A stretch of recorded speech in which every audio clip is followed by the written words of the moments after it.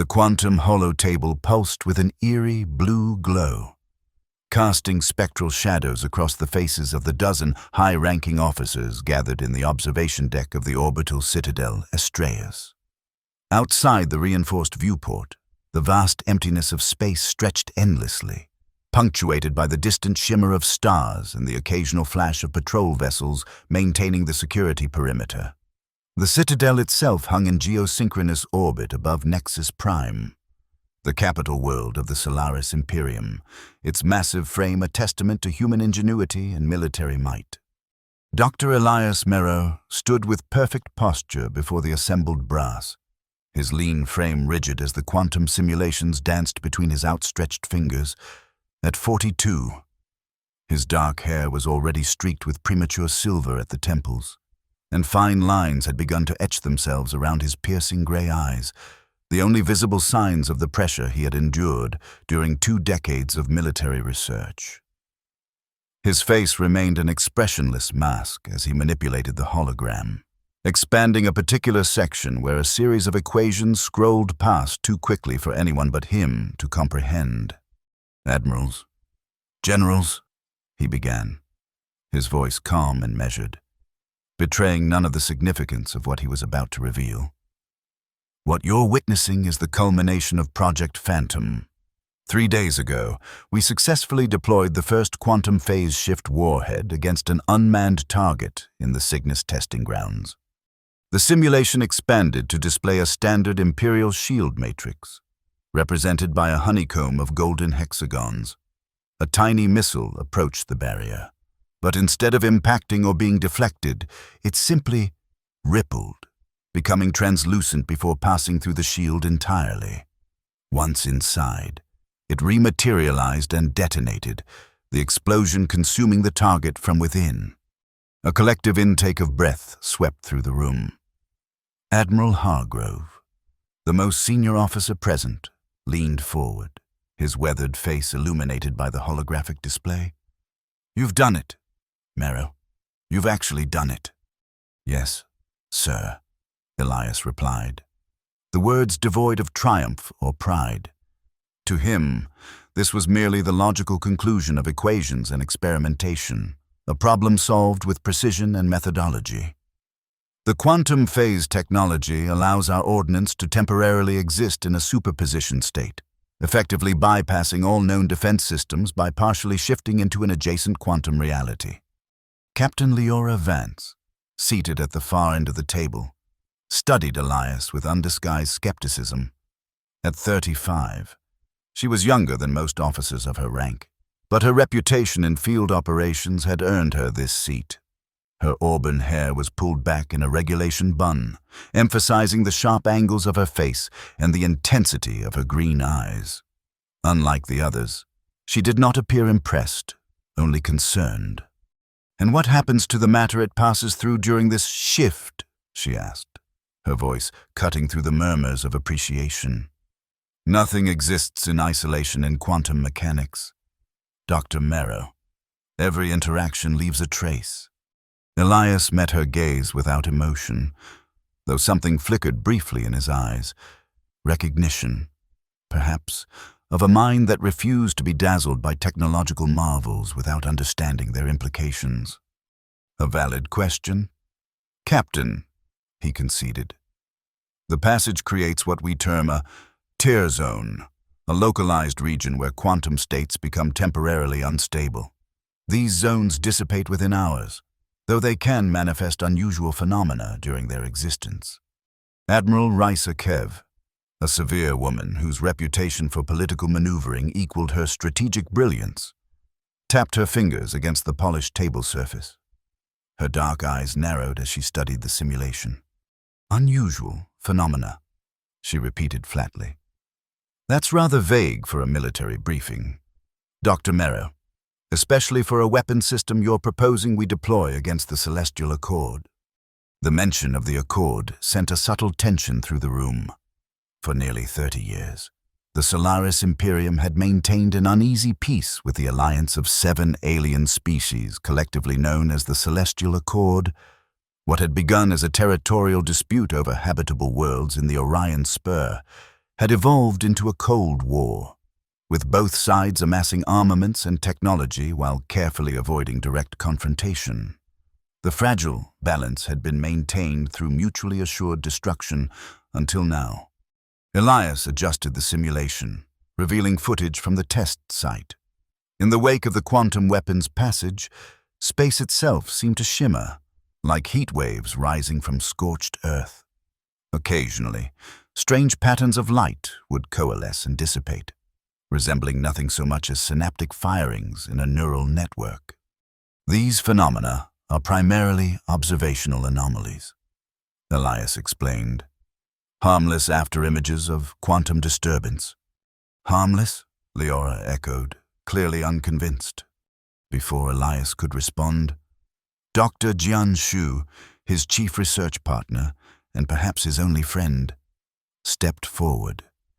Where Elias was all angles and rigidity, Jian moved with fluid grace, his round face animated by an enthusiasm for knowledge that Elias had never been able to replicate. "If I may," Jian interjected, nodding respectfully to the assembled officers. "The tear zones do present certain interesting characteristics. We've detected what appear to be information patterns forming spontaneously within them, complex enough that some of our team have taken to calling them ghost signals." Admiral Kev's eyebrows rose sharply. "Ghost signals? This sounds more like superstition than science." "Dr. Shu, merely a colloquialism," Elias cut in smoothly, shooting Jian a warning glance.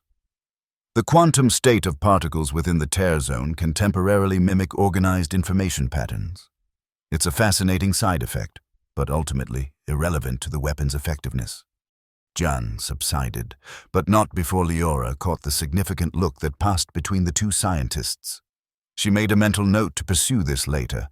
She had lost too many good soldiers to unexplained phenomena to dismiss anything as irrelevant so easily. Admiral Hargrove cleared his throat, commanding attention once more. "The strategic implications are clear. If these weapons perform as demonstrated, we could neutralize the Accord's defensive advantages in a single strike. Their shield technology has kept us at bay for decades. This changes everything. Which is precisely why we must proceed with extreme caution," Admiral Kev countered. "The Accord's response to such a weapon could escalate beyond our control. And if these tear zones have unpredictable effects—" "With respect, Admiral," Elias interrupted, his voice still measured but carrying an undercurrent of conviction that surprised even himself. "The Imperium has maintained a defensive posture for too long. The Accord continues to expand its influence into neutral systems, effectively surrounding our territories. This technology offers a decisive advantage that could force a favorable peace treaty." The words came easily to him, the logical progression of military strategy laid out like pieces on a chessboard. What he did not share, what he kept buried beneath layers of disciplined thought, were the nightmares that had plagued him since childhood. Dreams of the colony world where he had been born, of the Accord warships descending through the atmosphere, of the screams as his parents pushed him into an evacuation pod. He had been 6 years old when the Imperium recovered his pod, alone among the debris of a shattered world. The military academy had become his home, strategic theory his family, and emotional detachment his shield. "I agree with Dr. Marrow," General Cruz stated firmly. "We've been playing defense for 30 years. It's time we showed the Accord that humans aren't to be contained." The debate continued for another hour, but the outcome was never truly in doubt. The Imperium's military leadership had been waiting for a game-changing technology, and Elias had delivered it. By the time the meeting concluded, the decision had been made. Project Phantom would move from testing to deployment within the month. As the officers filed out, Leora lingered, watching Elias methodically shut down the holographic display. When they were alone except for Jian, who was gathering data tablets at the far end of the room, she approached him. "These ghost signals," she said without preamble. "They're more significant than you let on." It wasn't a question. Elias paused, his fingers hovering over the control panel, before turning to face her, up close. He noticed the faint scar that ran along her jawline, a souvenir from some past combat mission. "Captain Vance," he acknowledged, "your service record indicates you were involved in the Proxima Centauri incident." Her expression hardened. "That's right. I commanded the squadron that encountered the quantum anomaly there. 7 ships entered the disturbance. 3 returned. Are you changing the subject, or is there a connection?" Elias glanced toward Jian, who had stopped pretending not to listen and now moved to join them. "The Proxima incident was classified as a natural phenomenon," Jian said quietly. "But some of the readings we've detected in our tear zones bear similarities to what your ships reported." Leora's posture stiffened. "I lost 4 ships and 38 crew that day. Dr. Shu. But the strangest part? In the weeks that followed, 3 of my surviving pilots reported hearing voices over their comms, voices of the dead crew, speaking through static. Command wrote it off as stress-induced hallucination." "And what did you think it was?" Elias asked, genuinely curious despite himself. Leora's green eyes fixed on him with unsettling intensity. "I think there are places where the boundaries between states of existence blur. Call them tiers, rifts, whatever scientific term makes you comfortable. But I've heard those voices too, Dr. Merrow, and they weren't hallucinations." She stepped closer, lowering her voice. "You showed them how to kill atoms today. Now tell me, how do ghosts fit into your equations?" Before Elias could respond, the comm system chimed, announcing Admiral Hargrove's request for his presence in the strategic planning chamber. Leora stepped back, her question hanging in the air between them. "We should continue this discussion, Captain," Elias said finally. "Perhaps over dinner, the officers' mess at 2000 hours?" If she was surprised by the invitation, she didn't show it. "I'll be there, and I'll expect better answers than what you gave that room full of brass." As she walked away, Jian raised an eyebrow at Elias. "Dinner? That's uncharacteristically social of you." Elias frowned slightly. Her experiences with quantum phenomena could provide valuable data. That's all. "Of course," Jian replied, not bothering to hide his skepticism. "Just data collection. Nothing to do with the fact that she's the first person in years to challenge you intellectually." "Don't you have calculations to run?" Elias retorted. But there was no heat in his words. In the 15 years they had worked together, Jian had earned the right to occasional impertinence. More than a colleague. He was perhaps the closest thing to family Elias had allowed himself since the orphanage. As Elias made his way to meet Admiral Hargrove, his mind kept returning to Leora's question. How do ghosts fit into your equations? The truth was, they didn't. At least not in any way he was prepared to acknowledge officially. But the patterns Jian had discovered in the tear zones, they weren't random. Nothing in quantum mechanics was truly random, merely probabilistic. And these particular probabilities bothered him more than he cared to admit. The officers' mess aboard the Astraeus was designed to imitate Earth-normal conditions, from the simulated gravity to the panoramic screens displaying vistas of meadows and mountains, a psychological comfort for personnel who spent months in the void of space. When Elias arrived precisely at 2000 hours, he found Leora already seated at a corner table, a glass of amber liquid before her. Punctual, she noted as he took the seat across from her. I appreciate that in a potential apocalypse engineer. Elias raised an eyebrow. Hyperbole doesn't suit a tactical commander of your caliber. Captain. A hint of a smile touched her lips. Fair enough. And it's Leora, when we're off duty. Though I suspect you're never truly off duty. Are you, Dr. Merrow? Elias, he corrected, then paused as a server approached. He ordered a simple meal and water, noting that Leora had already arranged for a plate of protein and vegetables that she was methodically consuming. When they were alone again, he leaned forward slightly. You believe the voices your pilots heard were genuine communications from the dead? She didn't flinch from the direct statement. I believe consciousness is more complex than our current scientific understanding, and I believe what we encountered at Proxima wasn't just an anomaly. It was a doorway. A doorway to what? To wherever we go when we die, she said simply. Or perhaps to nowhere at all.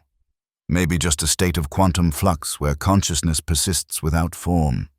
In another context, with another person. Elias might have dismissed such talk as mysticism, but there was nothing mystical about Leora's expression, only the hard-earned certainty of someone who had witnessed something beyond conventional explanation. The ghost signals, he admitted quietly, exhibit patterns consistent with neural activity, specifically, human neural signatures. Leora's fork paused halfway to her mouth. You've confirmed this? Not officially. These are preliminary findings that Jian and I have kept compartmentalized. If I reported to command that our quantum weapons might be interfacing with human consciousness in some way, the project would be suspended pending ethical review. And you don't want that. It wasn't a question, but Elias answered anyway.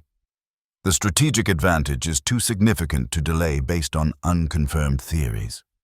Leora set down her fork deliberately. Let me be clear. Elias, you're saying your weapons tear holes in the fabric of reality. And these holes might be capturing or communicating with human consciousness, possibly the consciousness of the dead.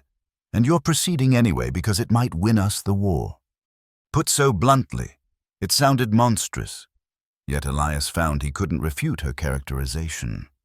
The celestial accord destroyed my homeworld, he said instead, the words emerging with unexpected intensity. They killed my family, along with 2 million colonists. If we don't develop decisive countermeasures, they will eventually do the same to other worlds. The strategic calculus is clear. Leora studied him for a long moment. I've read your file. Orphaned at 6 during the Vega Colony massacre. Raised in military institutions. Perfect test scores. Multiple advanced degrees by 25. Recruited directly to Special Projects Division. Her voice softened almost imperceptibly. But nowhere does it mention what you feel about any of it. Feelings are irrelevant to strategic outcomes. Elias replied automatically. Are they? Then why mention your family at all? She leaned forward. You're not a machine, Elias. No matter how hard you've tried to become one, and what we're discussing isn't just strategy. It's the potential weaponization of souls. Before he could formulate a response, his comm unit vibrated against his wrist. The message displayed was succinct. Prototype deployment approved. Cygnus forward base, 600 tomorrow. Leora noticed his expression change. What is it? It seems our theoretical discussion has just become practical, he said, showing her the message. They're accelerating the timetable. We deploy against an actual Accord target tomorrow. The cool professionalism that had momentarily slipped during their conversation reasserted itself as Leora processed this information. Which target? I don't know yet, but I suspect you'll be involved in the operation. She nodded once, sharply. If they're deploying experimental weapons, they'll want experienced field commanders to assess effectiveness. She stood, her meal half finished. I should prepare? And you should consider what happens if your equations can't account for everything your weapon unleashes. As she walked away, Elias remained seated, staring at the untouched food before him. For the first time in years, he felt a flicker of something that might have been doubt.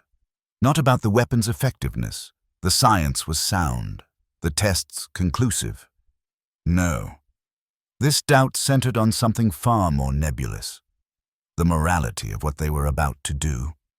He dismissed the thought almost as soon as it formed. Morality was a luxury afforded to philosophers and civilians, not to those responsible for the Imperium's survival. Yet Leora's words lingered in his mind as he made his way back to his quarters to prepare for the morning's deployment. Hours later, as Elias stood in the command center of the Cygnus forward base, watching tactical displays track the approach of Imperium strike craft toward the Accord. Dreadnought Celestial Hammer. That same doubt resurfaced briefly before being submerged once more in the methodical precision of military protocol. The Celestial Hammer had been chosen as the first target due to its isolated patrol route and strategic importance, a massive warship that served as the Accord's primary enforcement vessel in the disputed Cygnus sector.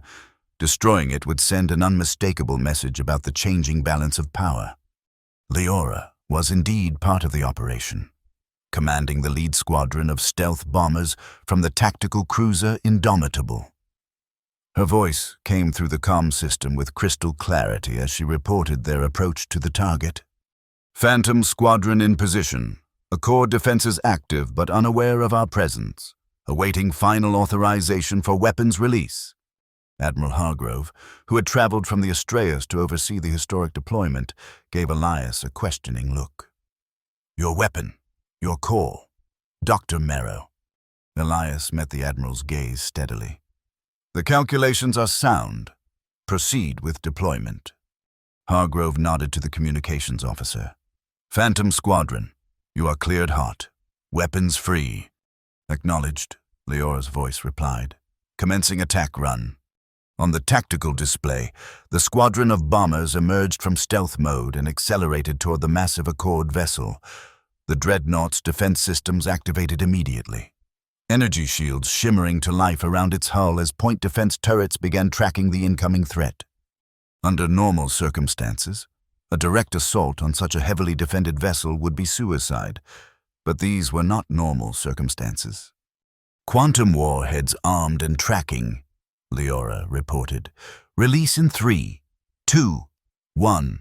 Weapons away. The display showed the missiles streaking toward the Dreadnought. As expected, the Accord vessel focused all defensive measures on the incoming ordnance. Energy beams lashing out to intercept. Several missiles were destroyed, but it didn't matter. Those that remained began to shimmer as they approached the shield perimeter, their outlines becoming indistinct as the quantum phase shift engaged. Then, impossibly from the Accord perspective, the missiles simply passed through their impenetrable defenses, rematerializing within the shield envelope. The resulting explosions tore through the Dreadnought's hull, breaching critical systems and power conduits. A cheer went up from the command center staff as the Celestial Hammer's power signature began to fluctuate wildly. Within minutes, secondary explosions rippled through the once mighty vessel. Target neutralized, Leora confirmed, her voice professionally detached. Minimal resistance encountered. No squadron casualties. Admiral Hargrove clapped a hand on Elias's shoulder. Outstanding work. Dr. Merrow, you've just changed the course of this war. Elias nodded, acknowledging the praise while maintaining his composure, but his attention was focused on a secondary display monitoring quantum fluctuations in the battle zone. As predicted, tear zones had formed where the phase-shift weapons had penetrated the Accord shields. And within those shimmering disturbances, patterns were already beginning to form, complex, organized, and disturbingly familiar. Sir, a communications officer called out suddenly. We're picking up an anomalous transmission from the battle zone. Accord distress call? Hargrove asked. No, sir. It's on an Imperial frequency. But the encryption is outdated. Military standard from approximately 3 years ago. Elias and Admiral Kev, who had been observing from the periphery of the command center, both stepped forward simultaneously.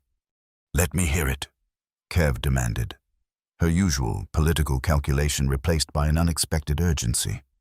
The officer hesitated, then activated the audio feed. Static filled the command center, punctuated by fragments of a voice, young, male, desperate. Anyone. Imperial forces. Lieutenant Mikhail Kev. Trapped. Not dead. Please. The color drained from Admiral Kev's face. Elias watched her transformation with clinical detachment that masked his inner disquiet. Lieutenant Mikhail Kev, the Admiral's son, had been declared killed in action 3 years earlier when his patrol vessel was destroyed in an Accord ambush. His body, like those of his crew, had never been recovered. "This is some kind of trick," Hargrove declared, but his voice lacked conviction. "A psychological operation by the Accord. The transmission is originating from within the tear zone, sir," the communications officer reported. "It's not coming from any Accord vessel." "Shut it down," Elias said sharply, when others looked at him in surprise. He clarified, "The transmission. Cut the audio feed." As the static and fragmented voice disappeared, an uncomfortable silence fell over the command center. Admiral Kev stood rigidly, her composure reasserting itself with visible effort. "Dr. Merrow," she said finally, her voice dangerously calm, "I believe you owe us a more comprehensive explanation of these ghost signals you so casually dismissed yesterday." Before Elias could respond, the tactical display updated to show Leora's squadron returning from their successful mission. The immediate crisis, the voice claiming to be Kev's dead son, was temporarily set aside as the practical matters of debriefing and analysis took precedence. But Elias knew the question would not remain unanswered for long. As the command staff dispersed to their various duties, he caught sight of Jian waiting near the exit, his expression grave. They needed to talk, urgently, about what they had suspected and what they now had heard confirmed in the most disturbing possible way. The debriefing lasted over 2 hours, with Leora and her squadron commanders providing detailed accounts of the weapon's performance. Throughout, Elias maintained his professional demeanor, answering technical questions with precision while avoiding any mention of the anomalous transmission or the quantum tear zones that lingered in the battle area. When at last they were dismissed, Elias found himself cornered in the corridor by Leora, her expression thunderous. "My pilots reported seeing things in the tear zones," she said without preamble, her voice low but intense. "Shapes that looked like people, patterns that responded when spoken to. One of my wing commanders swears she saw her brother, who died at Proxima Centauri." Elias glanced around to ensure they weren't overheard. "We should not discuss this here." "Then where?" she demanded. "Because I won't let my people fly another mission until I understand what we're dealing with." "My laboratory. 1 hour." He hesitated, then added, "Bring Admiral Kev." Leora's eyebrows rose in surprise. "You're going to tell her the truth?" "I'm going to tell both of you what we know," he corrected, "which is not necessarily the truth, merely our current understanding of the phenomena." She studied him for a moment, then nodded curtly. 1 hour, as she walked away. Elias made his way to the laboratory, where Jian was already analyzing data from the deployment. The screens surrounding his friend's workstation displayed complex quantum waveforms and pattern recognition algorithms searching for coherence in apparent chaos. "They heard him," Jian said as soon as Elias entered, not looking up from his work. "Admiral Kev's son. The pattern matches his neural signature from his last medical scan before deployment." Elias moved to stand beside him, examining the data. "That's impossible. Neural patterns degrade upon death. Apparently not when they're trapped in a quantum state of superposition," Jian countered. "We've theorized this for months. Elias, the tear zones don't just disrupt matter, they capture information, including the information patterns that constitute consciousness." "Theoretical speculation," Elias insisted, but with less conviction than usual. Jian finally looked up at him, frustration evident in his normally jovial features. "We've moved beyond theory. The Proxima Centauri incident, the test site phenomena, and now an actual voice identified as a dead soldier. The evidence is mounting that quantum phase shift technology doesn't just destroy targets, it preserves aspects of the consciousness of those caught in its effect." Elias paced the length of the laboratory, his mind racing through implications and possibilities. "Even if what you're suggesting is true, that these weapons somehow trap or preserve consciousness in the tear zones, what exactly does that mean?" Are we talking about actual survival of personhood, or merely echo patterns that mimic identity? Does the distinction matter? Jian asked softly. If it thinks it's Mikhail Kev, if it has his memories and speaks with his voice, isn't the ethical question the same either way? Before Elias could respond, the laboratory door slid open to admit Leora and Admiral Kev. The Admiral's expression was a carefully controlled mask, but her eyes burned with an intensity that made even Elias uncomfortable. "Dr. Mero," Kev said, each word precisely enunciated. "I understand you have information about the transmission we received."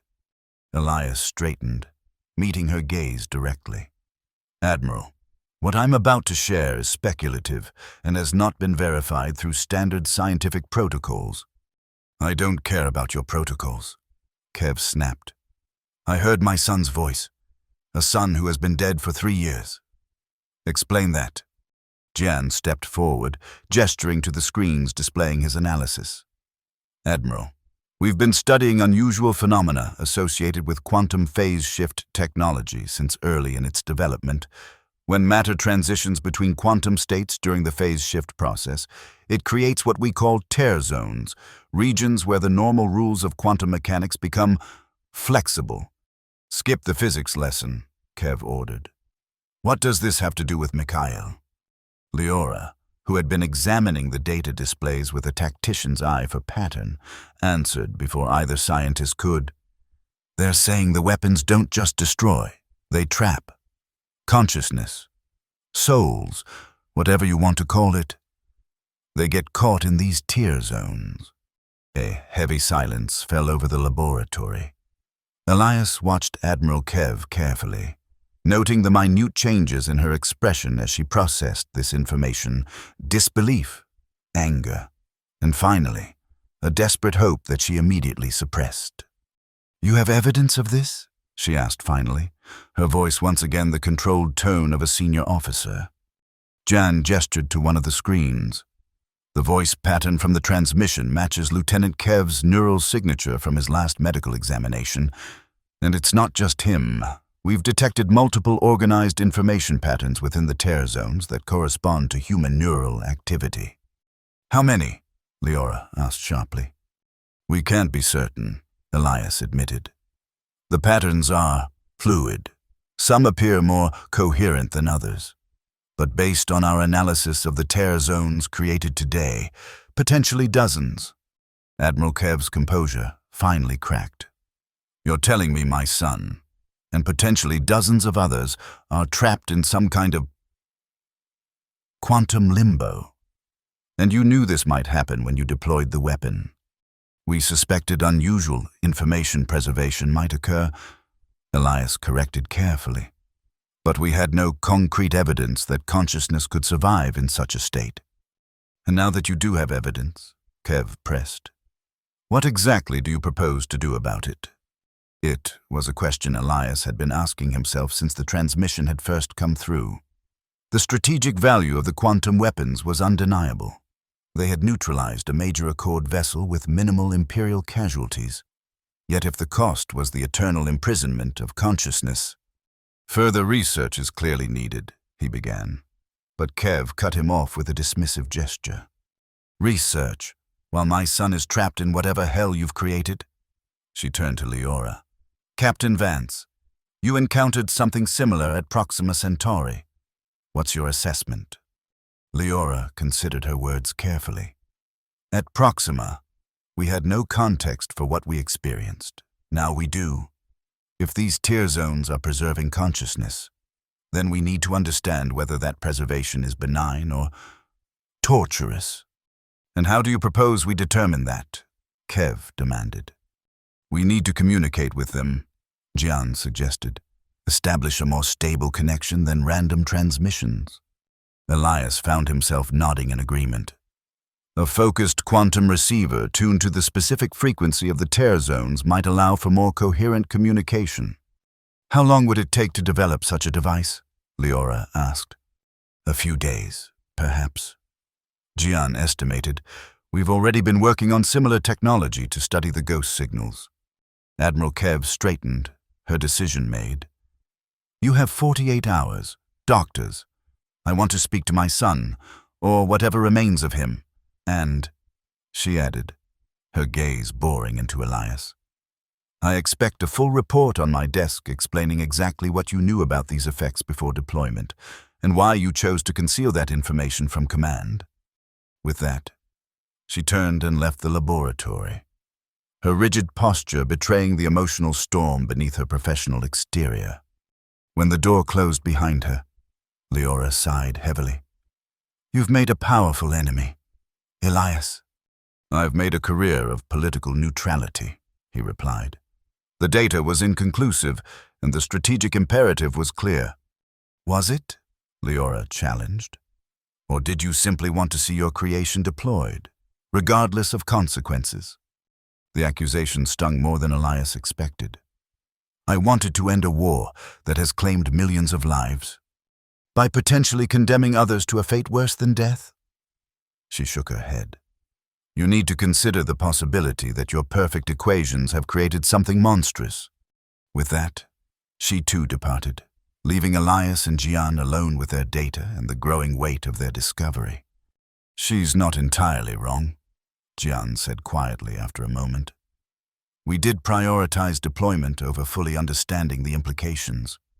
Elias wanted to argue, to fall back on the familiar comfort of strategic necessity and scientific progress. But for once, the words wouldn't come. Instead, he found himself remembering the sound of that fragmented voice. Not dead. Please. And wondering what kind of existence they had inadvertently created. Let's build the receiver, he said finally. Whatever we've done, we need to understand it completely. For the next 48 hours, Elias and Jian worked without rest, developing a quantum receiver capable of establishing clearer communication with the entities within the tear zones. Word of the anomalous transmission had spread throughout the base despite attempts to contain the information, and public comms channels were flooded with speculation and concerned messages from across the Imperium. Some religious groups proclaimed the ghosts were proof of an afterlife. Others denounced the quantum weapons as abominations that violated natural law. Military strategists debated whether the psychological impact of potentially trapping enemy consciousness would serve as a deterrent or provoke the Accord to desperate measures. Politicians called for investigations, moratoriums, and in some cases, expanded deployment of the game-changing technology. Through it all, Elias remained focused on the task at hand, shutting out the noise of public opinion and political maneuvering. Yet in quiet moments, when even Jian had succumbed to exhaustion and slept at his workstation, Elias found his thoughts returning to questions he had long ago dismissed as irrelevant to his work. What was consciousness? Really, if it could be preserved in quantum fields, was it merely information patterns, or something more? And what responsibility did he bear for the fate of those trapped in the tear zones he had helped create? These philosophical dilemmas had no place in his ordered, mathematical worldview. Yet they persisted, much like the ghost signals themselves, refusing to be dismissed as meaningless noise. When Admiral Kev returned to the laboratory, exactly 48 hours later, accompanied by Leora and Admiral Hargrove, Elias and Jian were ready. The quantum receiver sat at the center of the lab, a complex array of crystalline matrices and superconducting circuits bathed in the pale blue light of a containment field. Is it ready? Kev asked without preamble. Yes, Jian confirmed. We've configured it to detect and amplify the specific quantum signature associated with the transmission we received.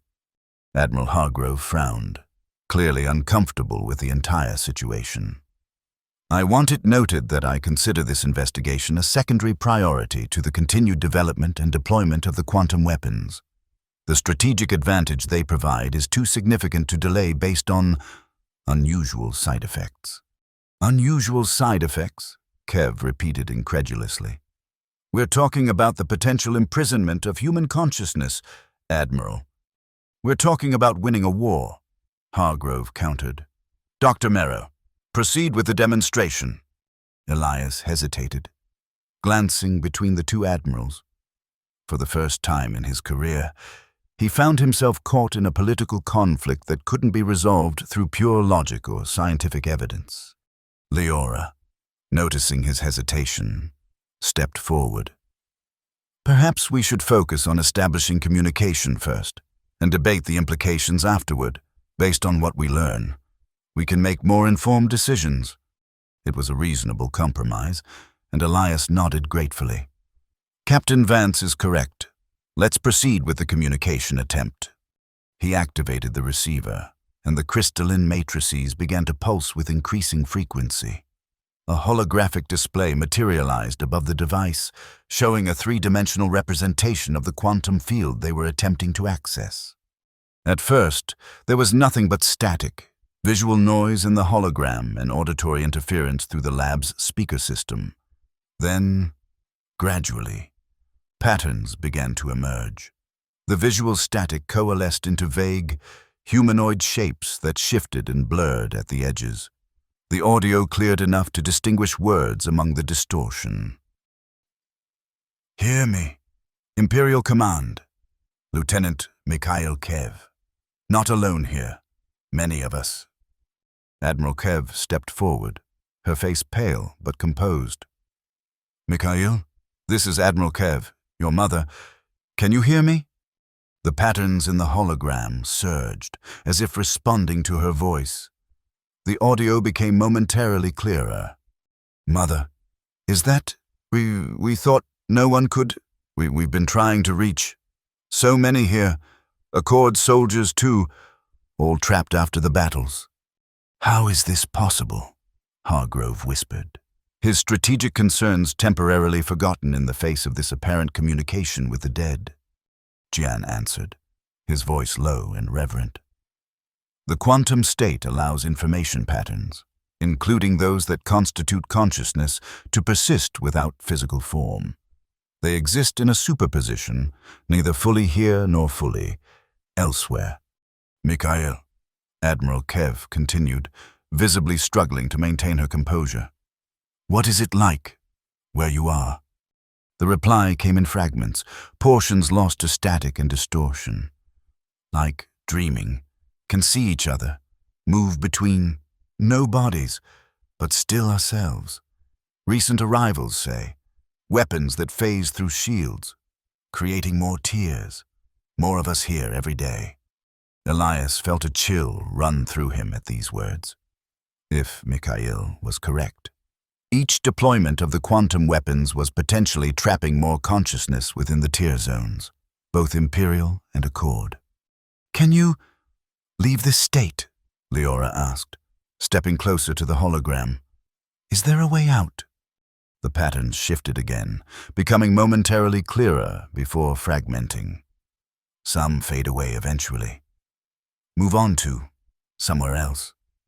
But most of us, anchored here, stronger when near tears in space.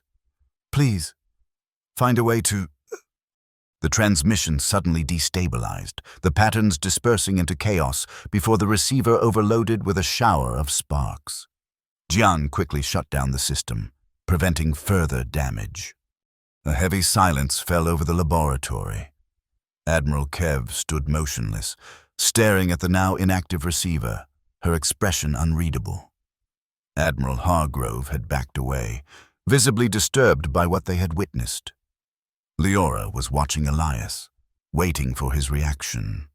"Well," Jian said finally, breaking the silence, "I think we can conclusively state that the tear zones are preserving consciousness in some form.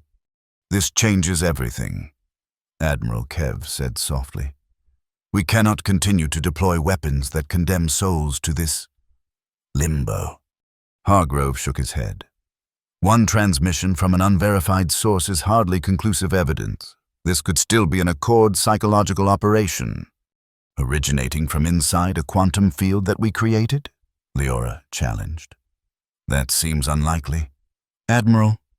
"Regardless," Hargrove insisted, "the strategic implications remain unchanged. The quantum weapons provide an advantage we cannot afford to relinquish. Even if they're creating a prison for consciousness, Kev demanded. Even if our own soldiers are being trapped alongside the enemy? War requires sacrifice, Hargrove replied, though his convictions seemed to waver. Elias, who had remained silent throughout this exchange, finally spoke. If what we heard is accurate, the tear zones are accumulating consciousness with each deployment. Eventually, the phenomenon could become unmanageable. Unmanageable how? Leora asked. Theoretically, as more consciousness accumulates within the quantum fields, the patterns could become more organized, more coherent. Jian explained. We might see increased attempts at communication, possibly even efforts to influence the physical world through quantum interactions. You're suggesting these ghosts could become dangerous? Hargrove asked skeptically. I'm suggesting they could become more than passive entities, Jian clarified. Whether that presents a danger depends on many factors, including how they perceive their situation and those responsible for it. Admiral Kev turned to face Elias directly. Dr. Merrow, you created this technology. What do you recommend we do? It was the question Elias had been dreading. A question that couldn't be answered with equations or strategic analysis alone. For the first time in his career, he was being asked to make a judgment that transcended science and entered the realm of ethics and morality. We need more data, he began cautiously. Further communication attempts with improved equipment could help us understand the nature of the consciousness within the tear zones and whether they're suffering. And if they are? Kev pressed. Elias hesitated, then answered with unexpected honesty. Then we would have a moral obligation to find a way to release them, or at least alleviate their condition. Even at the cost of our strategic advantage? Hargrove challenged. Yes, Elias replied, surprising himself with the certainty in his voice. Even then. The admission seemed to satisfy Admiral Kev, who nodded slightly before addressing both admirals. I'm calling an emergency session of the Military Ethics Council. This situation requires full disclosure and comprehensive debate before any further deployments are authorized. Hargrove looked as though he wanted to object, but ultimately nodded in reluctant agreement. Very well. But I expect all of you. He gestured to include Elias, Jian, and Leora. To present the facts without emotional bias, the Imperium's security must remain our primary consideration. As the admirals departed to arrange the council session, Leora lingered in the laboratory, studying Elias with newfound interest. That was unexpected, she commented. The great Dr. Merrow, advocating for moral obligations over strategic advantage. Elias frowned slightly. I merely acknowledged a potential ethical dimension to the situation. That doesn't negate the strategic value of the technology. No, but it does suggest you're not quite the cold equation you pretend to be. She moved closer, her voice softening. What changed, Elias? Yesterday you were willing to deploy these weapons without hesitation. He considered deflecting the question, retreating behind his usual shield of professional detachment. But something about the events of the past 48 hours had shifted something fundamental within him. I've always calculated risks and benefits in terms of lives saved versus lives lost, he said slowly. It's a clear metric, brutal, perhaps, but objective. This, he gestured toward the receiver, introduces variables I hadn't accounted for. If consciousness persists after physical death, trapped in a state we've created, the ethical calculus becomes infinitely more complex. Welcome to the messy reality the rest of us live in, Leora replied, but there was no mockery in her tone, only a quiet acknowledgement of shared understanding. Before Elias could respond, the base's alert system activated, klaxons blaring throughout the facility. The laboratory's communication panel lit up with an incoming priority message. All senior officers and project leaders to Command Central immediately. Accord fleet detected approaching Cygnus sector. Tactical analysis suggests response to recent dreadnought destruction. ETA to engagement, 6 hours. Leora's expression hardened as she shifted instantly into combat mode. So much for ethical debates. Looks like we're about to be tested on a larger scale. As they hurried toward Command Central, Elias found himself torn between the strategic imperative to deploy their most effective weapons against the approaching threat, and the moral question of whether doing so would condemn more consciousness to the limbo they had discovered. For the first time in his career, the clear path forward was obscured by considerations that couldn't be reduced to numbers and probabilities. The command center buzzed with controlled urgency as officers and analysts tracked the approaching Accord fleet.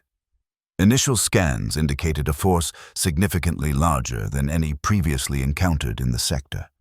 3 dreadnoughts escorted by dozens of support vessels and fighter squadrons. They're responding to the Celestial Hammer's destruction with overwhelming force, Admiral Hargrove announced as Elias and Leora entered, a show of strength to demonstrate that their technological advantage hasn't been neutralized. Admiral Kev, already present and reviewing tactical displays, looked up sharply. Or they're desperate to understand how we penetrated their shields and hope to capture our technology by overwhelming our defenses. Either way, Hargrove continued, we face a superior force. Our conventional weapons and tactics will not be sufficient. The implication hung heavily in the air. Everyone present understood what he was suggesting. Deploy the quantum phase shift weapons on a larger scale. Sir, Leora interjected. Given what we've learned about the side effects of the quantum weapons, perhaps we should consider alternative strategies. Hargrove's expression hardened. Captain Vance, we're facing an existential threat to this base and potentially to the entire sector. This is not the time for philosophical reservations. It's not philosophy, Admiral, she countered. It's potentially creating a prison for consciousness, both enemy and our own. A theoretical concern, Hargrove dismissed, versus the very real deaths of everyone in this facility if the Accord fleet breaks through. Admiral Kev, who had been silent during this exchange, finally spoke. Dr. Merrow, you've been uncharacteristically quiet. What's your assessment? All eyes turned to Elias. Once. The answer would have been simple. Deploy the most effective weapons available to ensure victory with minimal Imperial casualties. The equation was clear. But now, with the knowledge of what might be happening in the tier zones, that clarity had evaporated. The quantum weapons will be effective against the Accord fleet, he stated carefully. However, if our theories about consciousness preservation in the tear zones are correct, a large-scale deployment could create substantial ethical complications. Ethical complications won't matter if we're all dead, Hargrove snapped. There may be a compromise, Jian suggested, having joined them moments earlier. We could modify the quantum warheads to create temporary rather than persistent tear zones, disruptions that collapse after achieving their tactical objective. Is that possible? Kev asked, clearly interested in this potential middle ground. Jian looked to Elias, who considered the question with his usual methodical thoroughness. Theoretically, yes, by adjusting the quantum resonance frequency of the phase shift, we could ensure the tears seal themselves within minutes rather than persisting for hours or days. Would that prevent the consciousness entrapment effect? Leora pressed. It should reduce the duration of any entrapment, Elias replied carefully, though I cannot guarantee it would eliminate the effect entirely. Hargrove paced the command floor, clearly impatient with the discussion. How long would these modifications take? 3 hours, perhaps 4, Jian estimated. The Accord fleet will be in weapons range in 6, Hargrove noted. Very well, Dr. Merrow. Dr. Shu, you have 4 hours to modify the quantum warheads. But understand this. Modified or not, those weapons will be deployed against the incoming threat. The survival of this base and everyone in it takes priority over theoretical concerns about consciousness. With that decree, the meeting effectively ended. Officers dispersed to their battle stations, preparing for the imminent engagement. Elias and Jian hurried to the weapons laboratory to begin the modifications, while Leora prepared her squadron for another deployment. As they worked feverishly to adjust the quantum resonance parameters, Elias found himself revisiting the conversation with Mikhail Kev's consciousness. One phrase in particular haunted him. More of us here every day. The implication was clear.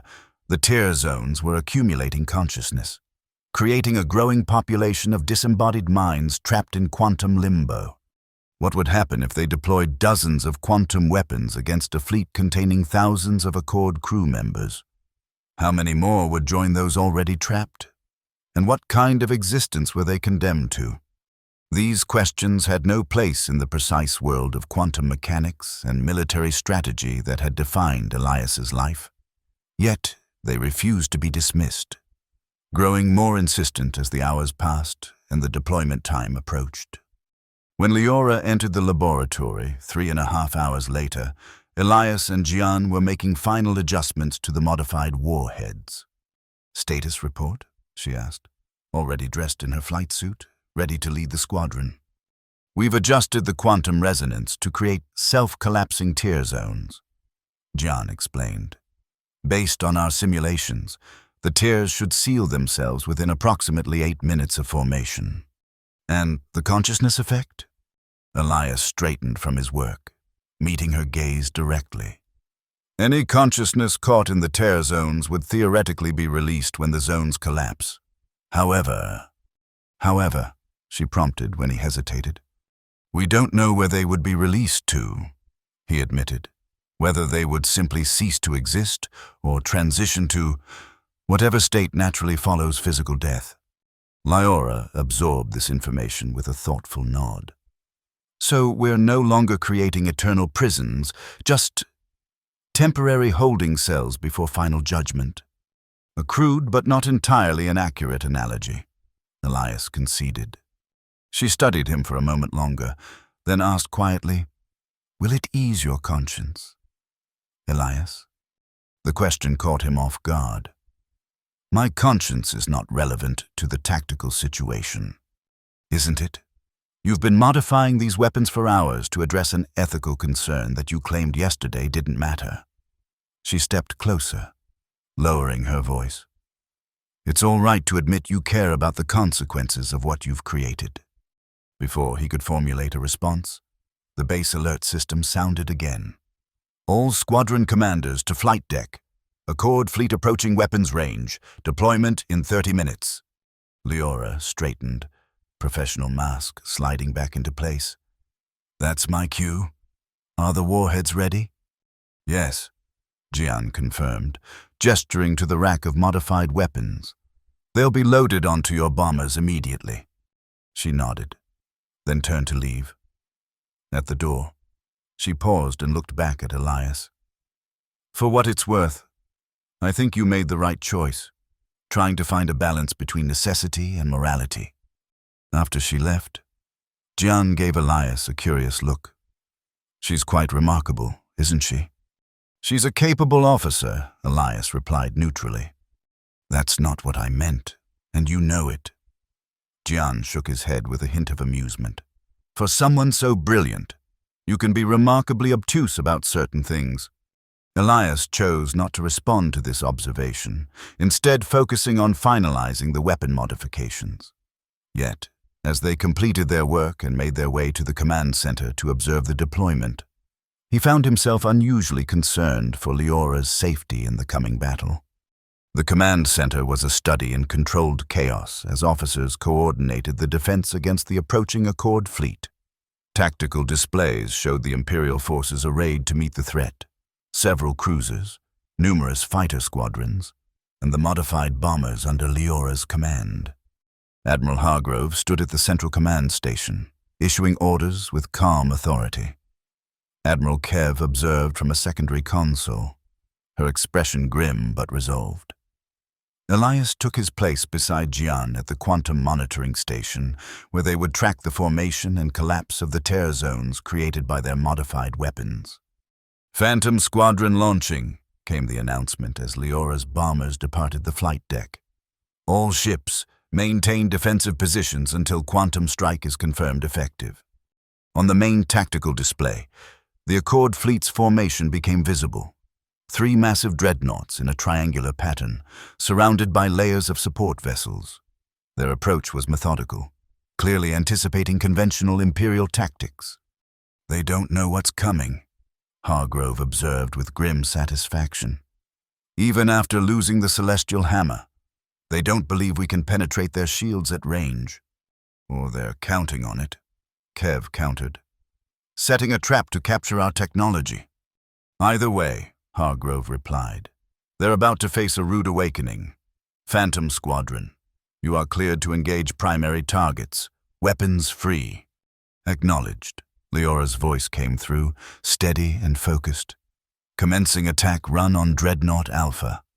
The tactical display showed her squadron approaching the lead Accord vessel, which immediately activated its defensive systems. Energy shields shimmered into existence around the massive ship as point defense weapons began tracking the incoming bombers.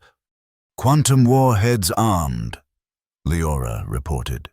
"Release in 3, 2, 1, weapons away." The modified missiles streaked toward the dreadnought, several being intercepted by defensive fire. Those that remained began to shimmer as they approached the shield perimeter, their quantum phase shift engaging as designed. "Phase shift successful," Jian reported, monitoring the quantum signatures. "Warheads penetrating shields." The missiles passed through the seemingly impenetrable barrier and rematerialized within, detonating against the dreadnought's hull. Explosions rippled across the massive vessel as critical systems were breached. "Direct hits confirmed," Leora announced. "Dreadnought Alpha's power core destabilizing, moving to secondary target." A cheer went up from the command staff, but Elias's attention was fixed on the quantum monitoring display. As predicted, tear zones had formed where the phase shift weapons had penetrated the shields, shimmering distortions in space that pulsed with complex patterns. "Tear zones forming as expected," he reported. "Quantum resonance stable, collapse sequence initiated." The patterns within the tear zones intensified, becoming more organized and distinct as they had in the laboratory. But there was something different about these patterns, something more coherent and purposeful. "Energy spike in tear zone Alpha," Jian warned suddenly. Unusual pattern formation detected. Before Elias could respond, the communication system crackled with static, then cleared to reveal a cacophony of voices, dozens, perhaps hundreds, speaking simultaneously in both human and alien languages. The voices quickly resolved into a single, unified message that echoed through the command center. "Stop! You do not understand what you are creating." The command staff froze, staring at the communications console in shock. Admiral Hargrove recovered first, demanding, "What is this? Some kind of accord, psychological warfare?" "Negative, sir," the communications officer replied, voice shaking slightly. "Transmission is originating from within the tear zones themselves. The consciousnesses are communicating collectively," Jian whispered, awe and horror mingling in his voice. "They've organized somehow," the unified voice continued, cutting through the stunned silence of the command center.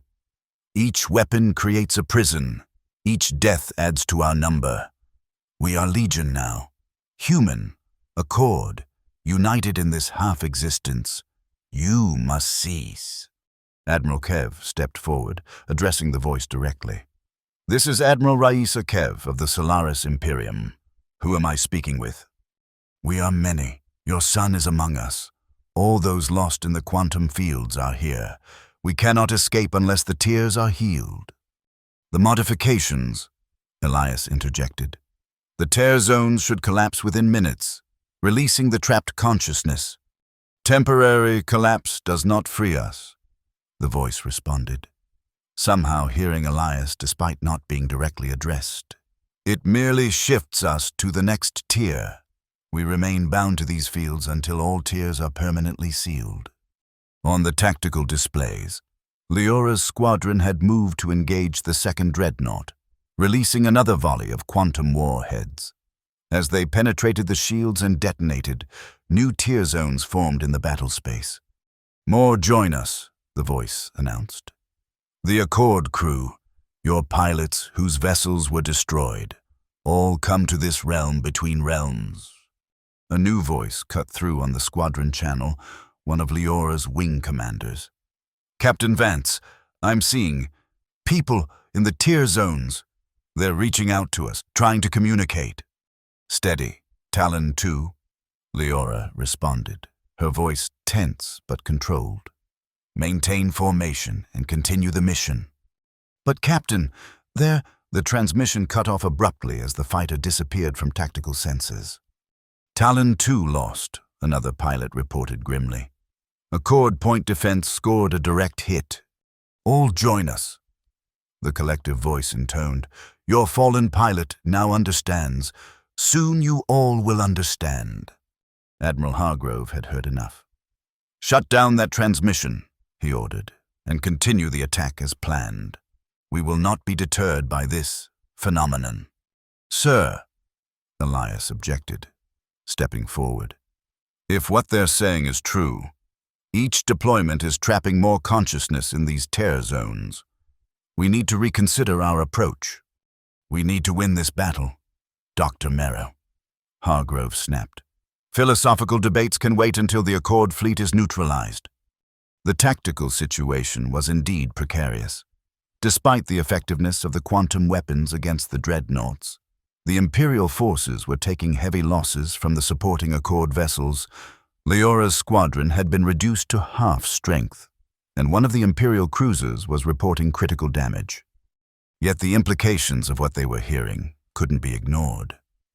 If each deployment of the quantum weapons was adding to a growing population of trapped consciousness, both human and Accord, the ethical cost of victory was becoming incalculable. "Admiral Kev," Elias appealed, turning to the other senior officer. "You heard your son's voice.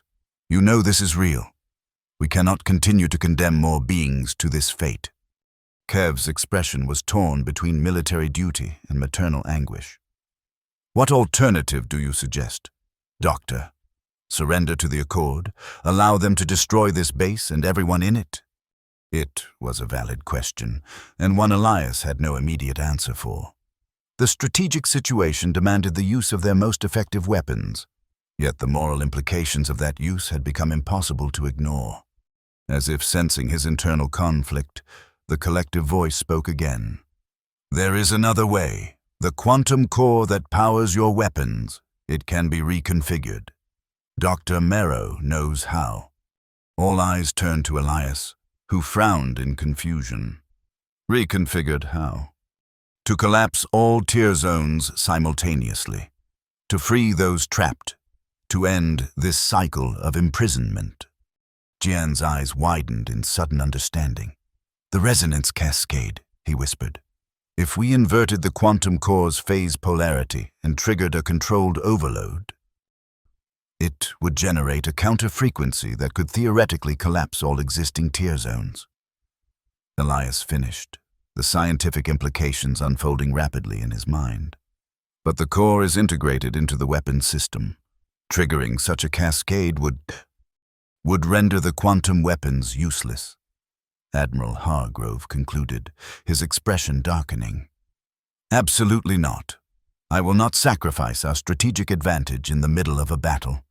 "Sir," Leora's voice came through the comm system, strained but determined. "My pilots are reporting increased anomalies in the tear zones. They're influencing our system somehow. Navigation is becoming unreliable near the distortions."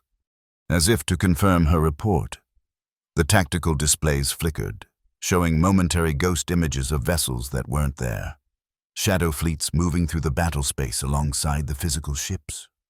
"The tear zones are expanding," Jian reported, studying the quantum monitors. "The patterns within them are becoming more organized, more coherent. They're beginning to affect normal space-time." Admiral Kev stepped closer to the main display, watching as phantom signals appeared and disappeared across the battlefield.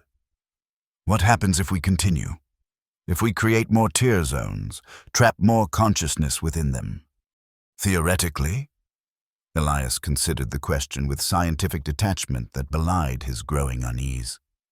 If the quantum fields continue to accumulate organized consciousness, and that consciousness can influence physical reality through quantum interactions, we could be creating something beyond our control. A ghost fleet, Leora suggested through the comm, a phantom army existing between realities. The implications hung heavily in the command center.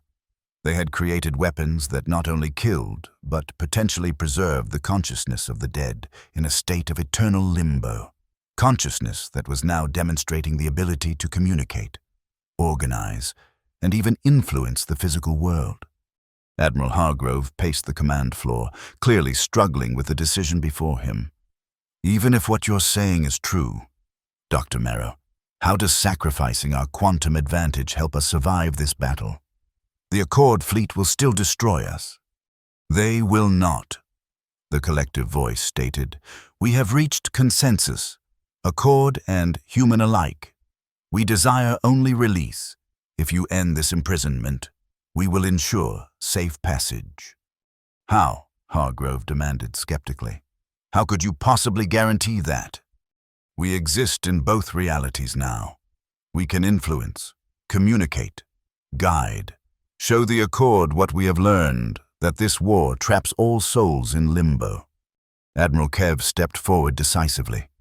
I believe them. My son is among them.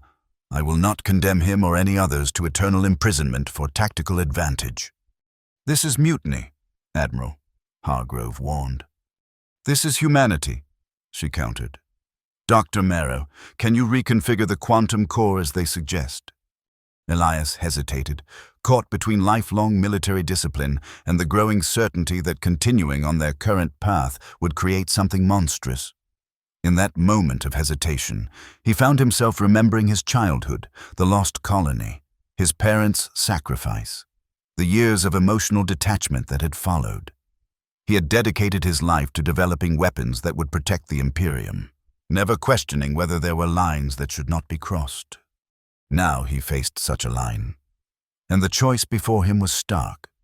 Continue deploying weapons that imprisoned consciousness in eternal limbo, or sacrifice their strategic advantage for an ethical principle. For the first time in his career, the equation wasn't about numbers and probabilities. It was about what kind of universe they wanted to create. Yes, he said finally, meeting Admiral Kev's gaze. I can reconfigure the core, but it would need to be done manually, at the Central Weapons Facility. And once triggered, the quantum weapons would be permanently disabled. Hargrove slammed his fist on the command console. I forbid this. As senior officer, I order you to continue the deployment as planned. Sir, Leora's voice cut through the tension. With respect, my pilots are reporting increasing difficulty maintaining control near the tear zones. If they continue to expand and multiply, we may lose the ability to navigate the battlefield entirely. The ghosts are already affecting our systems. This practical concern seemed to give Hargrove pause. A weapon that became uncontrollable was no weapon at all. It was a liability. Kev seized the moment of uncertainty. Dr. Marrow, you and Dr. Shu proceed to the weapons facility immediately. Reconfigure the core. Captain Vance, hold position but do not deploy additional quantum warheads until further notice. Acknowledged, Leora replied, relief evident in her voice. Elias and Jian moved toward the exit, but Hargrove's voice stopped them. If you do this, Dr. Marrow, you betray everything the Imperium stands for, everything you've worked for. Elias turned back to face the Admiral, finding words that surprised even himself. With respect, sir, I believe I'm upholding the true principles of the Imperium, that human life and consciousness have inherent value beyond tactical advantage. If we create weapons that trap souls in eternal torment, we become no better than the enemies we're fighting. Without waiting for a response, he and Jian hurried from the command center toward the Central Weapons Facility. as they ran through the corridors of the base, alarm klaxons blaring around them. Elias found himself experiencing an unfamiliar sensation, a sense of purpose that transcended equations and strategic calculations. For once, he wasn't just solving a problem, he was making a moral choice. The central weapons facility was the heart of Project Phantom, a massive chamber dominated by the quantum core, a crystalline structure pulsing with blue-white energy, surrounded by a network of superconducting coils and control systems. As Elias and Jian entered, the facility's automated defenses recognized them, allowing access to the core's primary controls. "How much time do we have?" Jian asked as they hurried to the main console. "Unknown," Elias replied, already beginning the complex sequence of commands needed to access the core's fundamental parameters. "The battle continues above us, if Admiral Hargrove convinces enough officers to countermand Kev's orders." He left the implication hanging. Military protocol was clear. Hargrove outranked Kev and could theoretically order their arrest for interfering with deployed weapon systems during combat operations. "Then we'd better work quickly," Jian concluded, moving to a secondary console to begin recalibrating the quantum resonance generators. As they worked, the facility's communications panel activated, displaying Leora's face. She was still in her fighter, the cockpit illuminated by the eerie glow of nearby tier zones visible through her viewport. "Elias, Jian," she greeted them tensely. "Status update." "Accessing core parameters now," Elias reported. "Estimated completion time, 12 minutes. "You may not have 12 minutes, she warned. "The tier zones are expanding rapidly. They're changing somehow. The patterns within them are becoming more structured, more coherent." Behind her, through the fighter's viewport, Elias could see what she meant. The tier zones were no longer simply shimmering distortions in space. They had taken on a more definite form, with patterns of light that resembled neural networks spreading through them like luminous webs. "What about the Accord fleet?" Jian asked. "Still engaged, but something strange is happening," Leora replied. "Their attack patterns have become hesitant, almost as if they're receiving conflicting orders." "The ghosts speak to them too," came the now familiar collective voice, somehow manifesting through Leora's communication channel. "They begin to understand what has been created, what fate awaits them if this continues." "We're working as fast as we can," Elias assured the voice, feeling slightly absurd to be addressing disembodied consciousness so directly. But inverting the core's phase polarity while maintaining stability is delicate work. "Admiral Hargrove comes," the voice warned. "He intends to stop you." Leora's expression hardened. "I'll try to buy you time. Just get it done." "Elias," her image disappeared as the communication ended. Elias and Jian exchanged a glance, then redoubled their efforts. The quantum core's programming was Elias's own creation, a complex algorithm based on his understanding of quantum mechanics and phase shift technology. To invert its fundamental purpose required unraveling much of that work, creating a new algorithm on the fly that would generate a counter-frequency to collapse all existing tier zones. As they worked, Elias found himself contemplating the irony of his situation. He had dedicated decades to creating the perfect weapon, only to now work frantically to neutralize it. Yet for the first time since childhood, he felt a clarity of purpose that transcended military doctrine and strategic calculations. "Phase inversion parameters established," Jian reported after several minutes of intensive work. "Beginning power regulation adjustments for controlled cascade." "Good," Elias acknowledged, his fingers flying across the control interface as he rewrote the core's fundamental operating protocols. "Resonance mapping at 70% completion." The facility door slid open with a hydraulic hiss, admitting Admiral Hargrove, flanked by 4 armed security officers. Their weapons were drawn, but not yet aimed directly at the scientists. "Step away from the controls, Dr. Merrow," Hargrove ordered, his voice cold with authority. "That's a direct order," Elias continued working, not looking up from the console. I cannot comply, Admiral. The consequences of continuing to deploy these weapons as designed are too severe. I don't recall asking for your ethical assessment, Doctor, Hargrove snapped. You are a military scientist, and you will follow orders or face the consequences for treason. At this, Elias did look up, meeting the Admiral's gaze directly. I've followed orders my entire career. Sir, I've developed weapons that have killed thousands, perhaps millions, all in service to the Imperium. But this, he gestured toward the quantum core, this crosses a line that should not be crossed. It doesn't just kill, it imprisons consciousness in eternal torment. Unproven theories, Hargrove dismissed. Security, remove them from the controls. The security officers stepped forward, but hesitated as the facility lights suddenly flickered, plunging the chamber into momentary darkness before emergency systems activated. When illumination returned, a shimmering distortion had appeared between the security team and the scientists. A tear zone had somehow manifested within the facility itself. Within the tear, patterns of light coalesced into translucent, humanoid forms. Dozens of them, both human and alien, their features indistinct but their presence undeniable. They formed a barrier between the security team and the quantum core, neither solid nor entirely insubstantial. What in the hell? One of the security officers whispered, lowering his weapon in shock. They will not be stopped, the collective voice announced, emanating from everywhere and nowhere at once. This imprisonment must end. Admiral Hargrove stood rigid with disbelief and outrage. This is some kind of trick, some technological deception. No trick, Admiral, came a new voice from within the tear, a single voice, young and male, that Admiral Kev would have recognized instantly. We are real. We exist. And we will not allow this to continue.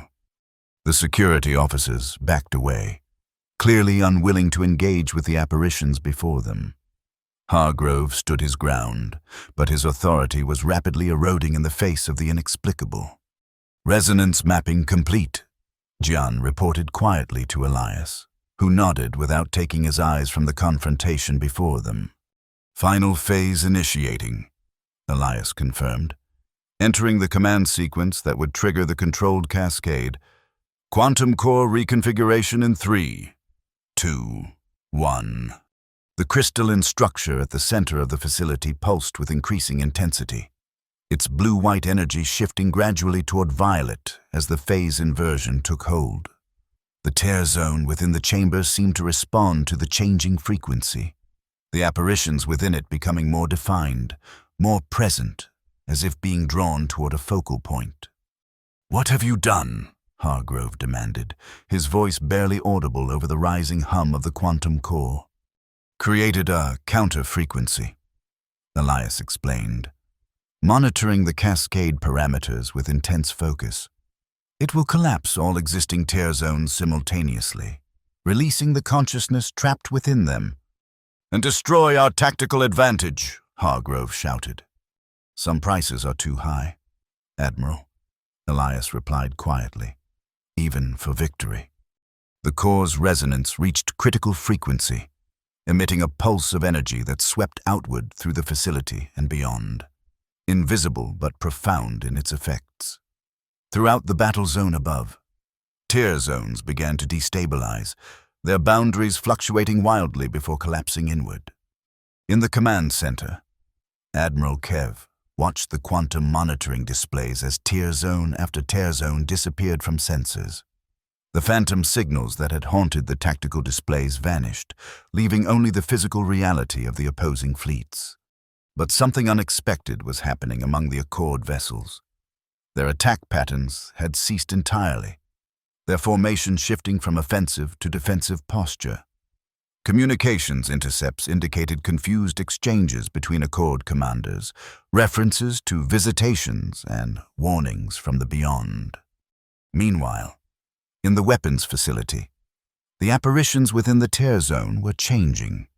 As the counter-frequency reached its peak, they seemed to gain both definition and a strange luminosity. For a brief moment, Elias could make out individual faces among them, men and women of various ages, some in imperial uniforms, others in accord attire, all watching him with expressions of profound relief. "Thank you," the collective voice said, softer now, less commanding and more grateful. "We are freed from the between space. Those who remain will guide the living toward peace." The tear zone began to collapse, the apparitions within it fading not into nothingness, but into a gentle light that seemed to pass beyond the visible spectrum. The last to disappear was the young man who had spoken individually, Lieutenant Mikhail Kev, who nodded once to Elias before vanishing. As the tear zone closed completely, the quantum core's energy signature stabilized at its new frequency. The transformation was complete. The weapons system now reconfigured to prevent the formation of new tear zones rather than create them. "It's done," Jian said quietly, checking the final readings. "All tear zones have collapsed. The quantum phase shift technology has been neutralized." Admiral Hargrove stood motionless, his security team equally stunned by what they had witnessed.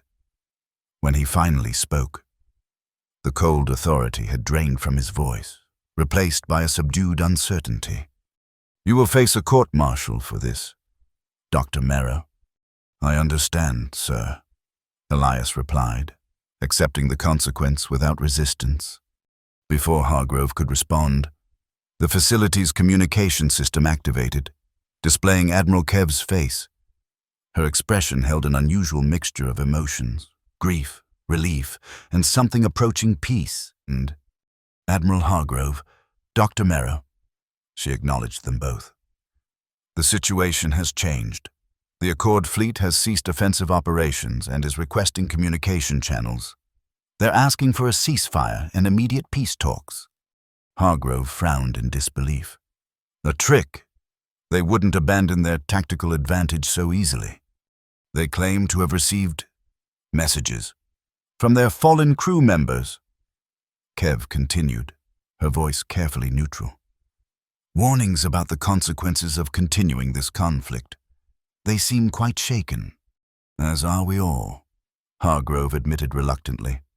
"Furthermore," Kev added, "Captain Vance reports that the reconfigured quantum core appears to have created a stable field that prevents the formation of new tear zones while allowing conventional weapons to function normally. We've lost our phase shift capability, but retained our defensive integrity." Elias and Jian exchanged surprised glances. This was an unexpected development. They had focused solely on collapsing the existing tear zones, not on creating a persistent protective field. "A fortunate side effect," Elias noted, "though one that requires further study." "Indeed," Kev agreed, "and you will have ample opportunity for that study.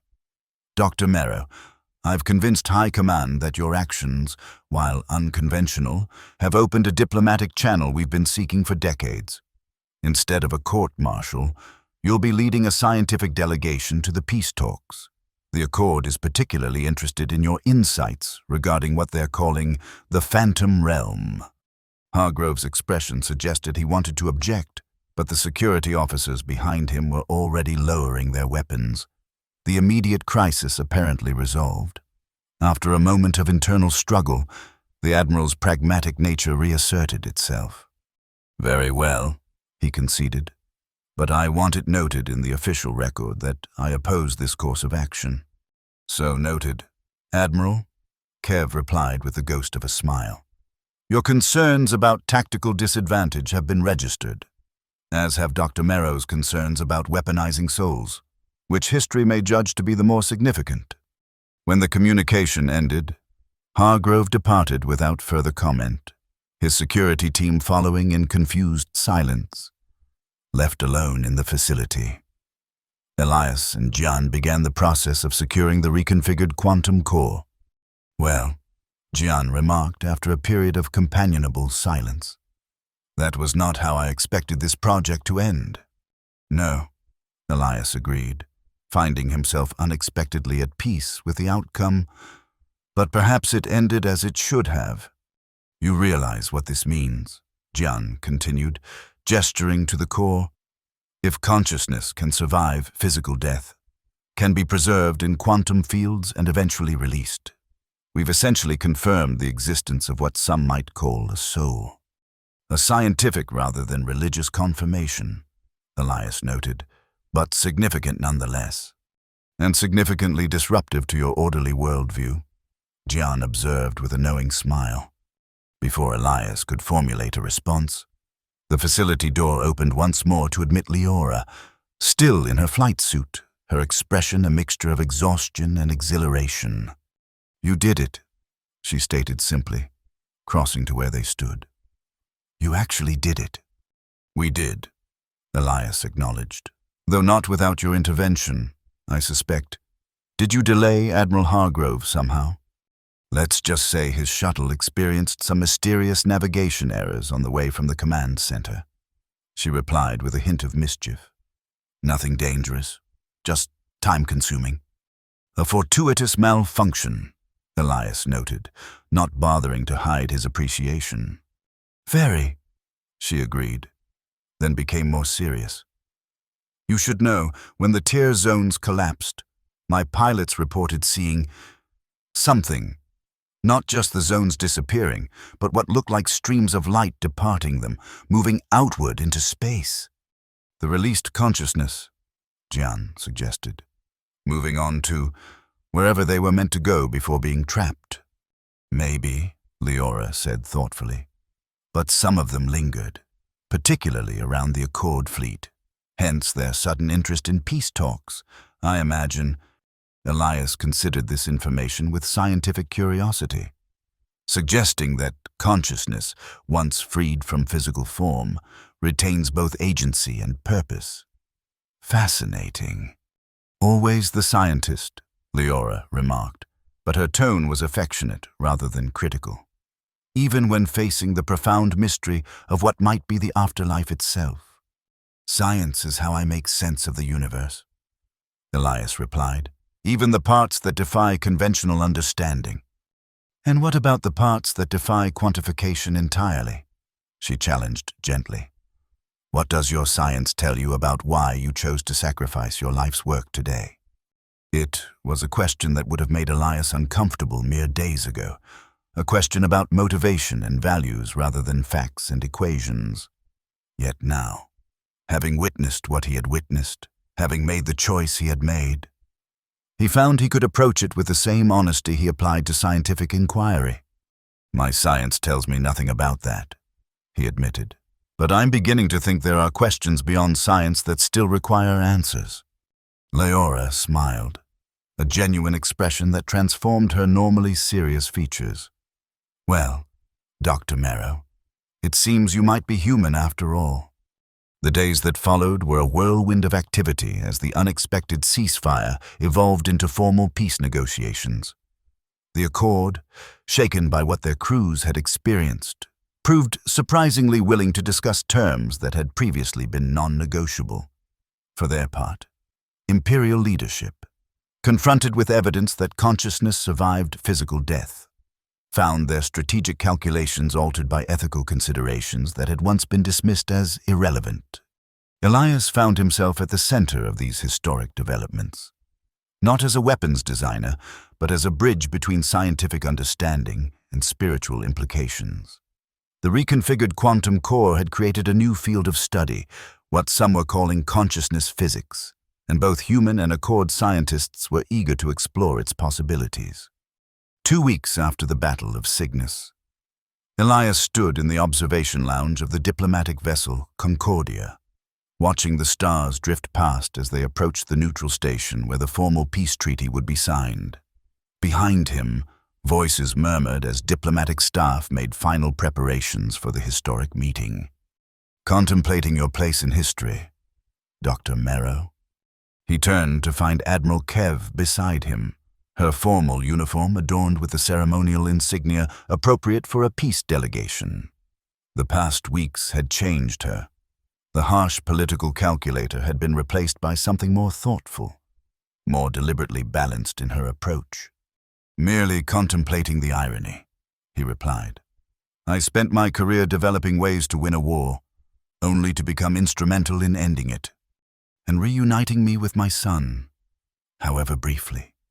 She added quietly, "For that alone, you have my eternal gratitude."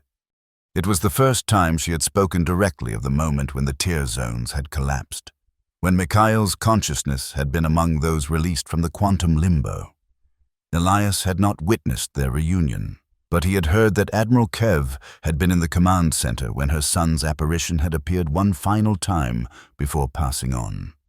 "I merely corrected an unintended consequence of my work," Elias said, uncomfortable with gratitude for what he viewed as scientific responsibility rather than heroism.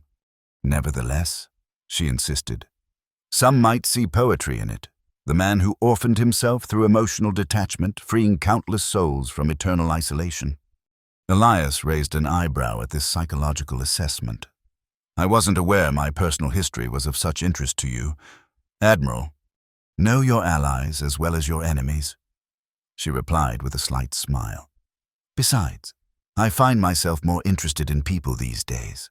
Speaking of which," she nodded toward the lounge entrance, where Leora had appeared, dressed in formal attire rather than her usual flight suit. "I believe Captain Vance is looking for you," Kev observed. "I'll leave you to your conversation." As the Admiral moved away, Leora approached, looking somewhat uncomfortable in her diplomatic uniform. "Dr. Merrow?" She greeted him formally, aware of the staff nearby.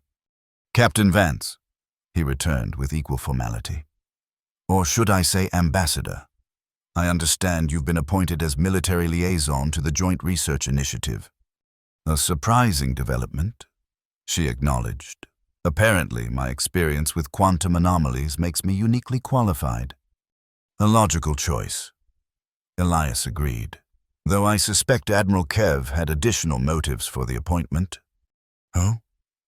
Leora's expression turned curious. "You'll be working closely with the scientific delegation," he explained, "which includes me." A smile touched her lips. "How fortunate.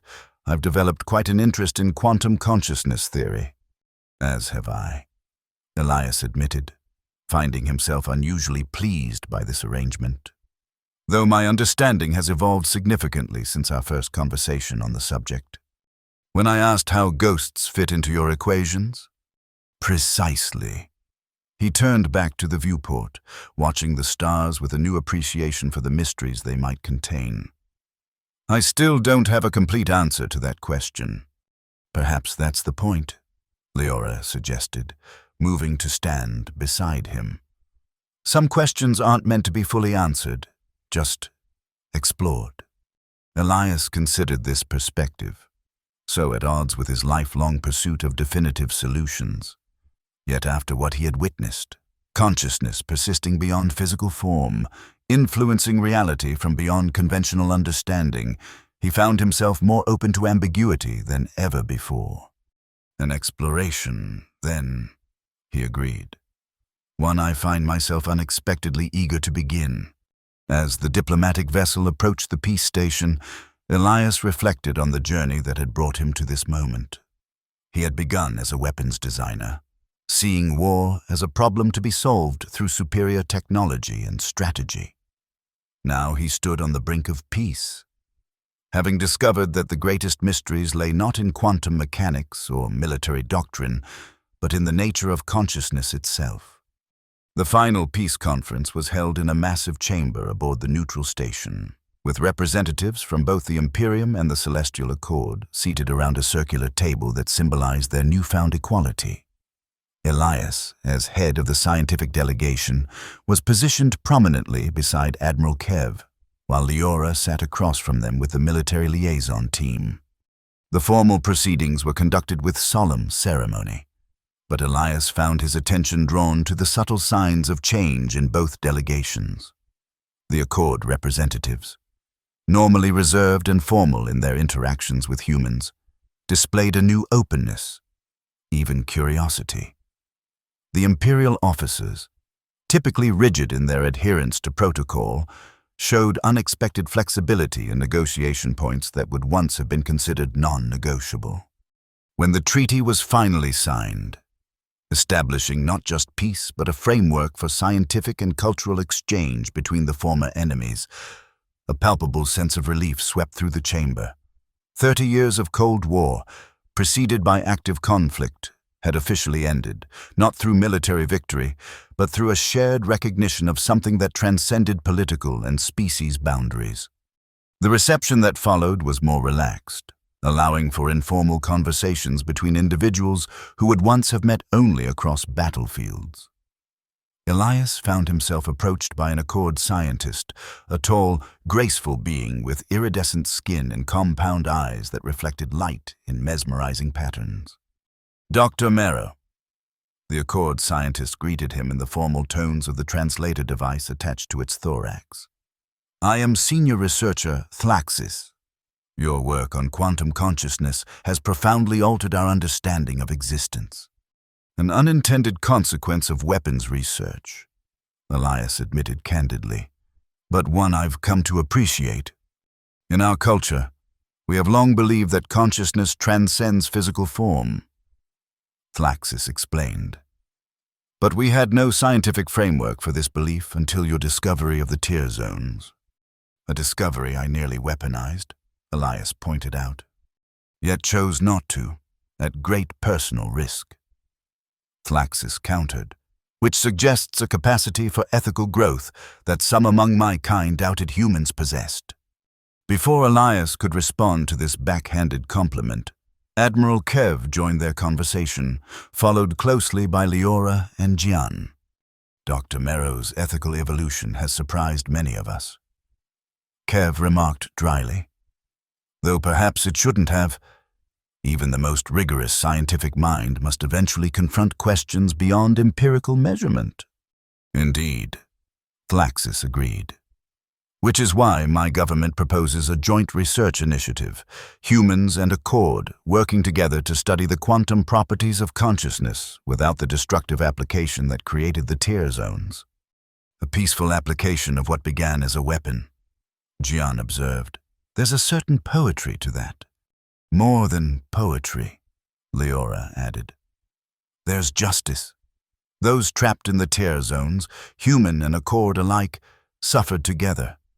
Now their liberation has created an opportunity for understanding rather than conflict." As the conversation continued, exploring the possibilities of this new field of study, Elias found himself experiencing an unfamiliar sensation. Hope. Not just for scientific discovery, but for a future fundamentally different from the past. A future where the boundaries between enemies could dissolve as readily as the boundaries between life and death had proven to be.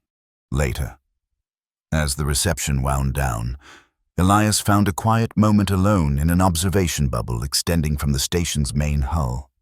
The vast expanse of space stretched before him, stars scattered like quantum possibilities across the darkness. Somewhere out there, the consciousness that had been freed from the tear zones had continued their journey to whatever awaited beyond physical existence.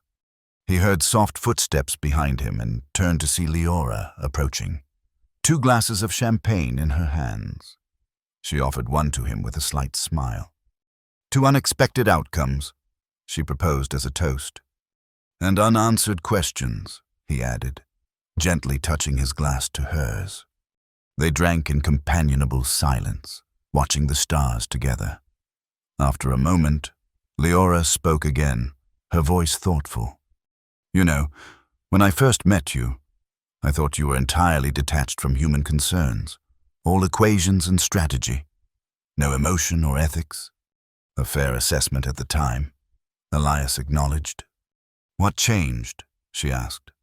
"Was it hearing Admiral Kev's son, seeing the apparitions, or something else entirely?" Elias considered the question carefully, wanting to give an honest answer rather than a convenient one. "I think perhaps nothing changed fundamentally," he said finally. "The capacity for ethical consideration was always there, just subordinated to what I perceived as rational priorities." Military necessity, Leora suggested. Precisely. But when confronted with evidence that our weapons were not just killing but imprisoning consciousness, he paused, searching for the right words. The equation shifted. The rational choice became the ethical one. Simple as that? She sounded skeptical. Not simple at all, he corrected. It meant redefining what I considered rational, acknowledging that some factors cannot be quantified, yet still must be accounted for. Like consciousness itself, she noted, measurable in its effects, but fundamentally mysterious in its nature. Yes, he turned from the stars to look at her directly. And like certain human connections that defy logical explanation yet prove surprisingly significant. Her eyebrows rose slightly at this uncharacteristically personal observation. Dr. Marrow, are you suggesting that you've developed an irrational attachment? I'm suggesting, he replied carefully, that I've expanded my definition of rationality to include possibilities I once dismissed as irrelevant. A smile spread slowly across her features. That sounds remarkably like progress. I prefer to think of it as evolution, he countered. Adaptation to new evidence. Call it what you will, she said, moving slightly closer. I find I approve of the development. Their conversation was interrupted by Jian, who approached with obvious reluctance to disturb them. Forgive the intrusion, he said, but you're both needed in the conference room. The Accord delegation has proposed an immediate joint expedition to study the quantum field effects at Proxima Centauri, the original anomaly site, Leora noted with interest, where my squadron first encountered the phenomena. Indeed, Jian confirmed. They believe it may be a naturally occurring version of what our weapons created artificially, a point where the boundary between physical reality and whatever lies beyond naturally thin. Elias found himself intrigued by the scientific possibilities. A natural laboratory for quantum consciousness research. Exactly, Jian agreed. And they've requested that both of you participate, given your unique experiences with the phenomena. Leora glanced at Elias, a question in her eyes. A new mission, then, together? He considered what this meant. A continuation of their unexpected partnership, an exploration of phenomena that challenged his understanding of reality, and, perhaps, of himself. I find the prospect satisfactory, he said, the understatement deliberate and somewhat playful, a new mode of expression he was still exploring. High praise indeed, she replied with equal playfulness. I'll try not to let it go to my head. As they followed Jian back to the conference room, Elias reflected on the strange journey that had brought him here. From orphaned child to weapons designer to reluctant ethicist to explorer of consciousness itself. None of it followed the orderly, predictable path he had once valued above all else. Yet he found himself not lamenting this disruption to his careful plans, but anticipating what might come next.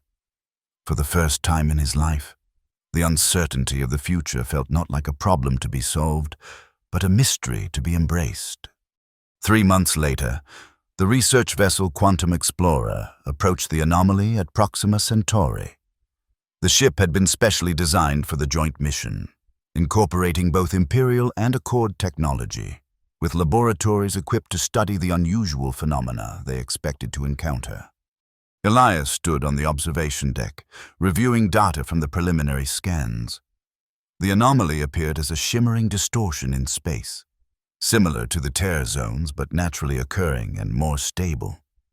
Sensors detected complex patterns within it, organized in ways that suggested consciousness rather than random quantum fluctuations. Reminds you of something, doesn't it? Leora asked as she joined him, now serving as second in command of the expedition. The tear zones, Elias agreed. But without the violence of their creation, this formed naturally, perhaps over centuries. A doorway that wasn't forced open, she suggested. Perhaps. He adjusted the sensor parameters, studying the results with intense focus. The question is, a doorway to what? And is it one way? Or can information or consciousness pass in both directions? That's what we're here to find out. She studied his profile for a moment. Nervous? The question surprised him. Why would I be nervous? This is a scientific expedition to study phenomena that fundamentally challenged your understanding of reality, she pointed out. That might make some people nervous. He considered this, then nodded slightly. I suppose there is a certain anticipation, not anxiety, precisely, but awareness that whatever we discover here may further disrupt conventional understanding. Including your own, she noted. Especially my own, he acknowledged. But I find I'm no longer opposed to such disruption. Quite the contrary. Their conversation was interrupted by Jian's voice over the communication system. Dr. Merrow, Captain Vance, we're ready to launch the first probe into the anomaly. They made their way to the main laboratory, where a team of human and Accord scientists had gathered around a central console. A sleek probe, equipped with quantum sensors designed specifically for this mission, waited in the launch bay. All systems ready, Jian reported. The probe will transmit data continuously as it enters the anomaly. Proceed, Elias authorized. On the main screen, they watched as the probe detached from the ship and moved slowly toward the shimmering distortion.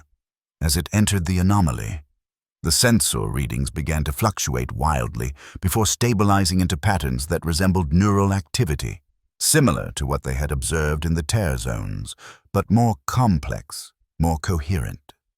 Fascinating. Thalaxis, the Accord's senior researcher, commented, the patterns suggest organized consciousness, but not individual minds, more like a collective, a community of consciousness, Jian suggested. Perhaps this is where awareness naturally transitions after physical death. Pure speculation, Elias cautioned, though he found the idea compelling. We need more data before drawing conclusions. The probe continued deeper into the anomaly, transmitting increasingly complex patterns that defied easy categorization. Then, suddenly, something unexpected happened. The probe's communication channel began receiving a signal that hadn't originated from any of its scientific instruments, a direct transmission from within the anomaly itself. At first, it was just static and fragments of sound, but gradually it resolved into words, many voices speaking in unison, reminiscent of the collective consciousness they had encountered in the tear zones. We have been waiting, the boundary thins, the time for separation ends. The laboratory fell silent as scientists of both species listened in amazement to this direct communication from what appeared to be disembodied consciousness. Separation?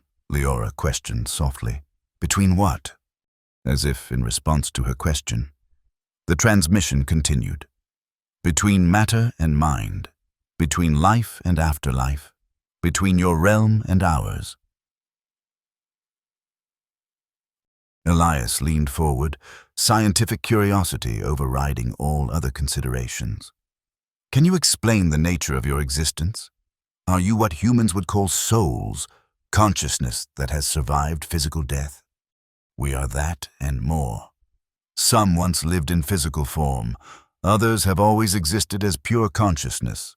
All are part of the greater pattern. The implications were staggering, not just confirmation that consciousness survived death, but suggestion of consciousness that had never been physical at all. It challenged every materialist assumption that had underpinned scientific understanding for centuries. Why have you chosen to communicate now? Thalaxis asked. Humans have visited this region before, as have the Accord. The quantum weapons created bridges. Awareness grew on both sides. Now the boundary can be crossed with purpose, not by accident or force. Elias exchanged a significant look with Leora. What had begun as a weapon of war had inadvertently opened communication with a realm of pure consciousness, a development no one could have predicted. What purpose? Elias asked directly. What do you hope to achieve through this communication? Understanding, exchange, growth, your science and our awareness, together, evolution of both realms. As the implications of this exchange sank in, Elias found himself contemplating possibilities that would once have seemed absurd to his scientifically rigorous mind. If consciousness existed independent of physical form, if it could communicate across the boundary between realms, then entire fields of study would need to be reconsidered. Physics, biology, psychology, even philosophy. "This changes everything," Jian whispered, giving voice to what everyone was thinking. "It changes our understanding," Elias corrected gently. "The reality has always been there, waiting to be discovered." Over the days that followed, the exchange continued, with the collective consciousness providing insights into their nature and existence while the scientific team shared knowledge about the physical universe. It was unlike any first contact in human or Accord history, not an encounter between different species, but between different states of being. Through it all, Elias found himself experiencing a profound shift in perspective. The ordered, mathematical universe he had dedicated his life to understanding was revealed to be just one aspect of a far more complex reality. A reality where consciousness was not merely an emergent property of physical processes, but a fundamental aspect of existence itself. One evening, as the research vessel maintained its position near the anomaly, Elias stood alone in his private laboratory, contemplating an empty quantum containment chamber. The device, similar to those used in the development of the phase-shift weapons, now served a different purpose, studying the properties of consciousness without weaponizing them. He heard the laboratory door open and knew without turning who had entered. In the months since the peace treaty, he and Leora had developed a connection that defied his previous understanding of human relationships, a connection based not on mere logic or utility, but on mutual growth and shared discovery. "Still working?" she asked, coming to stand beside him. "Contemplating, rather than working," he admitted. "The implications of what we're learning here extend far beyond scientific understanding. Into philosophy, spirituality?" She smiled slightly. "Dangerous territory for a man of pure science." "Perhaps the distinction between science and philosophy was always artificial," he suggested. "A way of compartmentalizing knowledge to make it more manageable. And now the compartments are breaking down," she observed. "Indeed," he gestured to the empty chamber. "When we first met, I showed you how this technology could phase matter through impenetrable barriers.